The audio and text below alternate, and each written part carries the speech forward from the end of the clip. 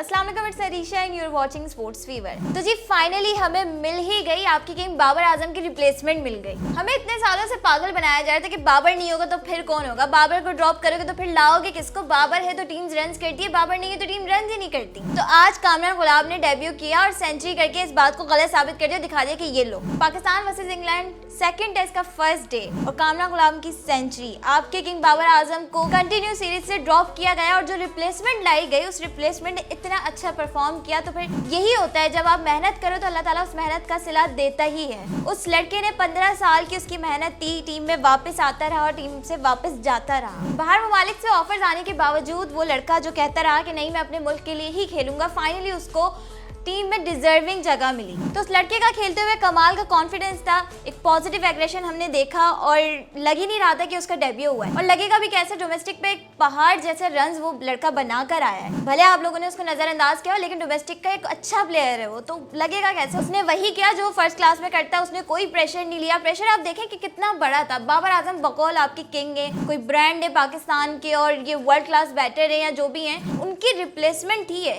इतना बड़ा प्रेशर उस बंदे के ऊपर था, उसके बावजूद उसने कमाल कर दिया। तो जी आज के मैच में हुई कामरान गुलाम की सेंचुरी सबको बर्दाश्त हो गई, सिर्फ एक शख्स को बर्दाश्त नहीं हुई, वो थे रमीज राजा। मैच के शुरू से ही उन्होंने भाई बातें तो शुरू हुई कर दी थी। उनका कहना तो ये भी था कि भाई इस टेस्ट मैच में कोई सुपरस्टार नहीं खेल रहा। क्या मतलब कोई सुपरस्टार नहीं खेल रहा? जो लोग खेल रहे हैं क्या वो फिर पागल है? और फिर इन्होंने ये भी कहा कि भाई बाबर नहीं होगा तो कोई स्पॉन्सर्स नहीं आएंगे, कोई मार्केटिंग नहीं होगी, तो पाकिस्तान का ब्रांड ही वही है। और फिर बाबर को ड्रॉप करने वाले ये होते कौन है? अगर बाबर को रेस्ट लेना था वो खुद से लेता। तो खैर बाबर आजम की अपनी बर्बादी की वजह वेरी सैडली उसके अपने ही हैं, जिनमें रमीज राजा का भी नाम है। खैर सेकंड टेस्ट मैच का फर्स्ट डे खत्म हुआ और 259 रन बनाए हैं पाकिस्तानी टीम ने और 5 आउट है। अब्दुल्ला शफीक, शान मसूद और सऊद शकील, किसी ने कुछ खास तो परफॉर्मेंस की नहीं। हाँ अलबत्ता साइम अयूब ने 77 और फिर कामरान गुलाब ने 118 जो रन बनाए वो बहुत ज़बरदस्त थे। और फिर मोहम्मद रिजवान भी अभी खेल ही रहे, अगर उनका भी रिव्यू अगर ले लिया जाता तो वो भी आउट होकर चले जाते, तो लकली वो बच गए। तो खैर अब देखते हैं वो कितना खेलते हैं। मजे की बात पाकिस्तान इस टेस्ट मैच में अपने 3 स्पिनर्स खिला रहे हैं और एक फास्ट बॉलर खिला रहे हैं। लास्ट टाइम होम ग्राउंड में पाकिस्तान ने जब ये किया था, यानी कि जो 3 स्पिनर्स खिलाए थे वो थे ऑस्ट्रेलिया के खिलाफ 1998 में और उसमें हमें पूरी इनिंग से शिकस्त हुई थी।